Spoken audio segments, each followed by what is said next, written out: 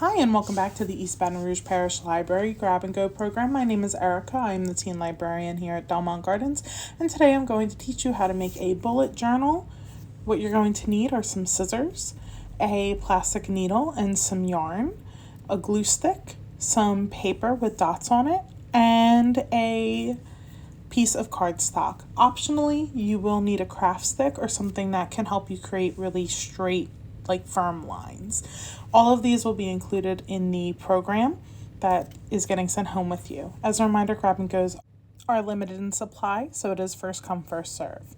The first step is to fold the paper in half. I recommend doing each sheet individually to create a really clean crease and not cause any weird overlaps. So you're going to fold your paper and then use something that is firm to make those creases as flat as possible. You're going to repeat this step with as many pieces of paper as you would like. I recommend having a notebook have at least 5 to 6 pages in it. That's going to give you a 10 to 12 page notebook, and you can of course use more if you would like to, but this is just a nice quick way to kind of get your program put together. I'm speeding it up here so that you don't have to watch me fold too many pieces of paper. After you fold these, you will fold your cardstock in the same exact way. So make sure that everything is even, flat, and lined up. The next step is to take your plastic needle and poke holes through your paper. I recommend doing this one page at a time and using at least one of your pages as a guide. You will see that it is a little difficult to get it through more than one page.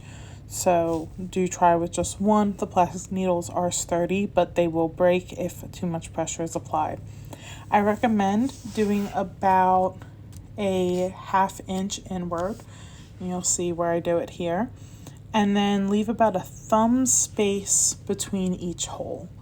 So you'll put this down all the way to the bottom, leaving about a thumb space on the top and bottom of your journal. Now, I also recommend using the dotted lines in this paper as a guide to keep you even and straight along the ridge of it.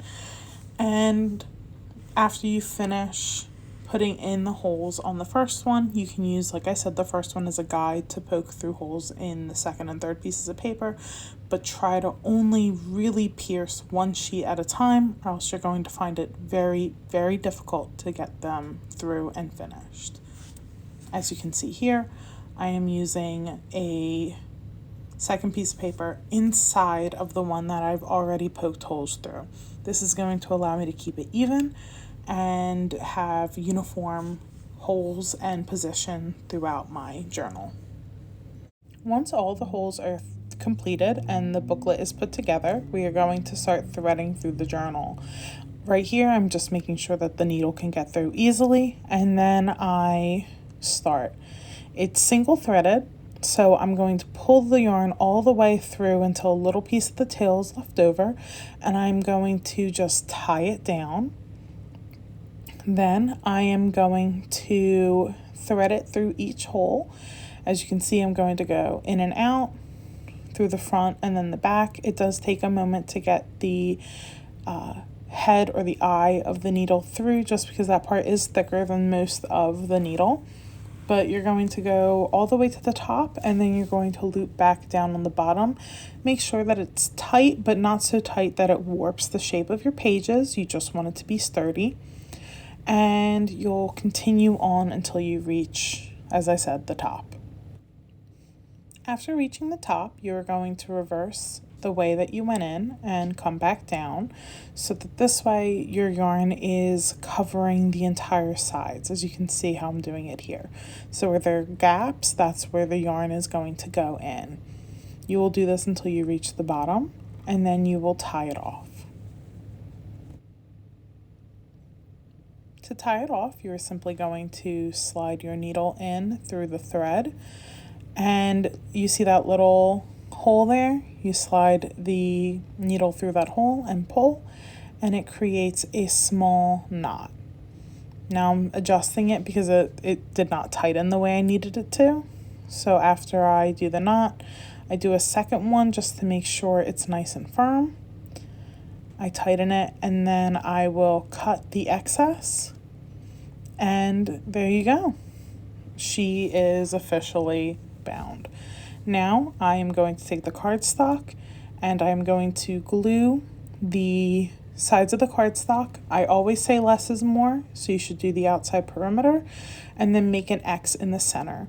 That always is the best way. It keeps it from getting too wet, too sticky, and it allows you to securely bind whatever you're putting in place. So after gluing those spots down, you put your pages into your cardstock. You're pressing it down to help it stick, and then you are going to flip the cover over and hold it down and allow it to dry. It takes about 15 minutes. I do recommend putting some kind of weight on it while you let it dry, just to help everything stick together. The next step is optional, but you can decorate your notebook if you would like to. Here I took a different colored piece of cardstock. I folded it in half and trimmed it down just because it's a little too big for the border I wanted to create. And then I glued it onto the side of my notebook. The reason I did this was to kind of eliminate any evidence that there was yarn underneath the cardstock. I wanted to give it a very clean look. And then I glued that piece down and put it on my notebook, creating a really cute border and allowing me to flex a little bit of creativity on an otherwise kind of bland cover. And that is how you bind your journal. So here are two different examples of two journals that I did. And then I'm going to show you some of the inside content. A dot journal is really beneficial in that you can make it however you want. You can use the dots as a guideline, and you can create all kinds of things for your journal, from to-do lists to calendars to little pieces where you can put your art, to even mini zines where you can make your own comics or stories inside of them. The creativity truly is up to you. I did a really minimal black and white pen and ink design, but you can do whatever you would like with yours. Thank you, and we look forward to seeing you at the next Grab and Go program.